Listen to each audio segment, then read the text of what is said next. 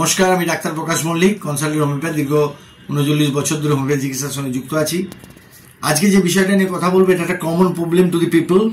পেচ্ছাপের সমস্যা মহিলাদের এবং পুরুষের উভয়ের হতে পারে, এবং অনেক সময় পেচ্ছাপ চেপে রাখার কারণে কি রোগ হতে পারে। আমাদের দেশের এখনো টয়লেট ব্যবস্থাটা ভালো নয়। মহিলারা কিন্তু অনেক সময় পেচ্ছাপকে চেপে রাখে, এবং পুরুষরাও নানা কারণে এখন পেচ্ছাপ করে না, বা নানা কারণে তার কাজ কর্মব্যস্ততার কারণে। এবং আমাদের এই যে ব্লাডারটা, ইউরিনারি ব্লাডারটা একটা প্লাস্টিকের মতো, যেটা ফুলে যায়, একটা পার্মানেন্ট নির্দিষ্ট তার লিমিটেশন আছে। কিন্তু আপনি যখন ধরে রাখতে পারছেন না, বারবার চেপে থাকছেন, সেটা কিন্তু বেড়েই যাবে।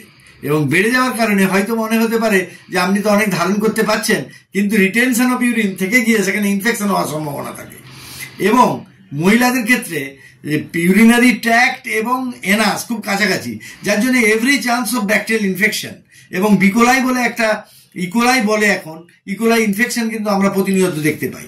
অপরদিকে পুরুষের কিন্তু পোস্টেটের একটা সমস্যা থাকে, এবং সেই পুরুষের পোস্টেট সমস্যা থাকলেও কিন্তু এই পেচ্ছাপের সমস্যা হতে পারে, এবং সেই কারণে তার পেচ্ছাপ হয় না। আর একটা ব্যাপার হচ্ছে, এই পোস্টেট কিন্তু পিএসএ বলে একটা ফ্যাক্টর আছে, পিএসএটা যদি বেড়ে যায় নির্দিষ্ট টাইমের পর, তাহলে কিন্তু পোস্টেট ক্যান্সার হতে পারে।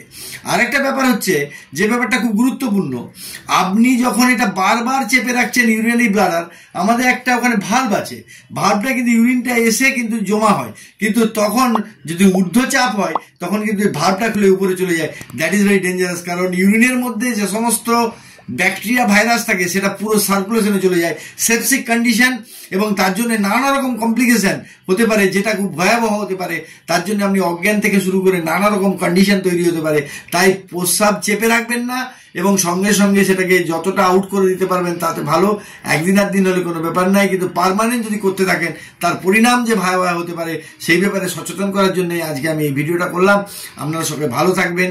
আর যদি পেচ্ছাপে জ্বালা পড়া থাকে, তাহলে কিন্তু ভাবতে হবে তার ব্যাকটেরিয়াল ইনফেকশন হয়েছে। অবশ্যই ডাক্তারবাবু শরণাপন্ন হন, এবং এক্ষেত্রে হোমিওপ্যাথি চিকিৎসা কিন্তু খুব কার্যকরী ভূমিকা নিতে পারে, এটা বলতেই পারি। যাই হোক, আপনারা ভালো থাকুন, অপরকে ভালো থাকতে সাহায্য করুন। আমাদের লক্ষ্য সুস্থ বিশ্ব। নমস্কার।